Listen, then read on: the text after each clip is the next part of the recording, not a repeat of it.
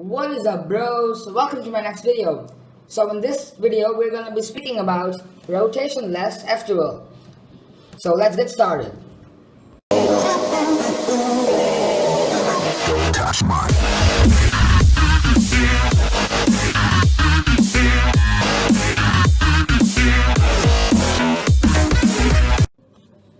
So before starting off with the video, this is an example solve that I did. So we're going to count the number of cube rotations that I make, and then we're going to calculate the amount of time that we lose in each and every solve. So then we'll come to know whether or not cube rotations make a huge difference in our solve. So let's calculate, and then let's learn how to do it the better way. So in the solve before, I did a total of 10 cube rotations. So let's take the duration of each cube rotation to be 0.2 seconds. So totally I wasted 2 seconds, which is 0.2 into 10. So I'm losing approximately 2 seconds in every solve that I make. So for people who are averaging 11 to 12 seconds, you're not sub 10 because of cube rotations. Now let's see how to go about the better way and not do cube rotations. Okay, so just because you bros had requested, I'll be doing 2 tutorials, one with the black cube and one with the white. It's just because some of you said that you're not comfortable with the black or white. So I'll be doing a walkthrough solve with both. So when it comes to rotationless F2L, there can't be a proper tutorial. And this is not a tutorial. I'm just going to be doing a walkthrough solve so that you can understand what the basic steps are about. And then you can form your own intuitive way of doing it. So F2L on its own can't be taught. It can just be made by yourself intuitively. So let's get started with the black one. Okay, so I'm done with my cross here, and throughout the solve I'll be holding my cube only like this. Okay, so just like this. So what you would do in a normal F2L is you would turn your cube like this and this, but in rotationless F2L we're gonna substitute these movements by these movements. So you will just see how it goes on. So the first thing that I see is this edge piece and this corner. So that can just be put over there. Done. So once this is done, I take that towards that side.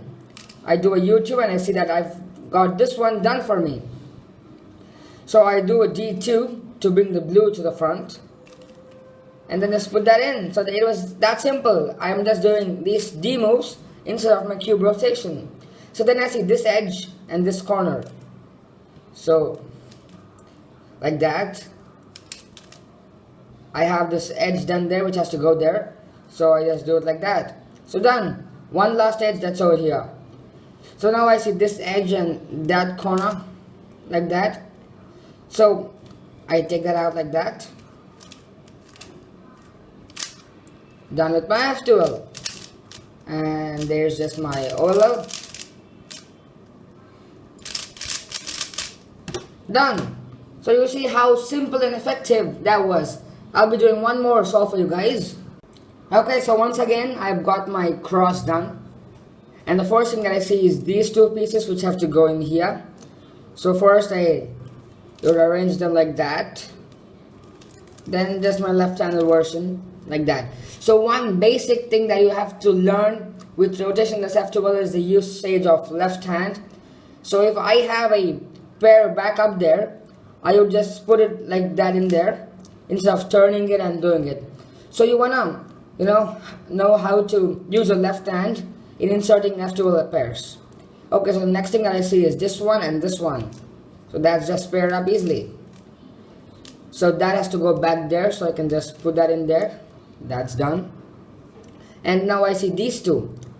So I would just do that move, take it out. So now I know if I take this, I'm going to be messing up this. So I'll do that so that I can mess up this. I've made my pair. Done. One last edge over here. So now I see that I've got the pair over here and here.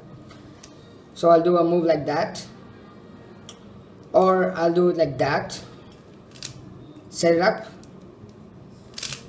Done with my F2L. So you see how simple rotationless F2L is. It's just that you need a little bit of practice and then you'll be good to go. So now for the white cube. Okay, so I'm done with my white cross. So this is a white cube. So the first pair that I see is these two. So now in the previous solve I spoke about using your left hand, and now this is where that comes in handy. Because if you don't know how to use your left hand, you'll probably do a U2, get that over here, and then separate it and do all that stuff. But since it's over here, and if you know how to use your left hand, I just do something like that so that they're set up straight away. So then I see this one, so I get this towards this side, and so once it's done, take it out of the way. So the next pair that I see is these two. I take that like that, U2, and I'll make my pair back there like that. So now I do this one, get that over here, done. So the next one that I see is this one and this one, this piece I say, this one and this one. So do something like that. So now I'll take this side, take it out, put that in, done. One last edge is this one. Oh, so this, nothing much can be done for this, can it? So I've got my corner done, edges over there, done. So you saw how effective it was, not when I'm being due to any rotations. You don't have to do any cube rotations, and the cube is done. One last solve with a white cube. Okay, so I'm done with my cross. So the first bit that I see is this one and this one. So just take that out like that, and use my left hand to finish that edge over there, U2. That piece comes over here, put that in. So first pair is done. So then now what I do is I see this corner piece spontaneously over here. So my eyes look for a green or an orange edge, because I need to have a green or an orange edge somewhere over here, and there's nothing over here, and I know that it's not over here, so it has to be here or here. So I see blue color over here, so that's not the edge piece. I see green over here, so this is probably its edge. So do a D, and it turned out to be, that's right. So now I do a U, or U prime, R prime, and I see that I have an edge back there. So if I have to take this down, I'll be messing that up. So do a D move like that. Now do like that. So now I'll get this over here, like that, and just put it in. So then I'll take this over here. I see this edge, like that. So back, that place should be empty, like that. I'll get that back there, put that inside. So one last edge, that's this one. So I see the corner over here, so this is the edge. Just put it in like that, U2, done. So you saw how effective Rotationless F2L is. If you think I didn't explain certain things properly, please give me a comment below, and next time I'll try to explain it better to you. Any questions, any queries, please let me know. And also let me know whether this background is okay for you guys, or should I switch to a white background, and which of my cubes should I use more often in my videos, which one was clearer and better to learn from. So that's it for this video, guys. I'll catch up with you later. Bye.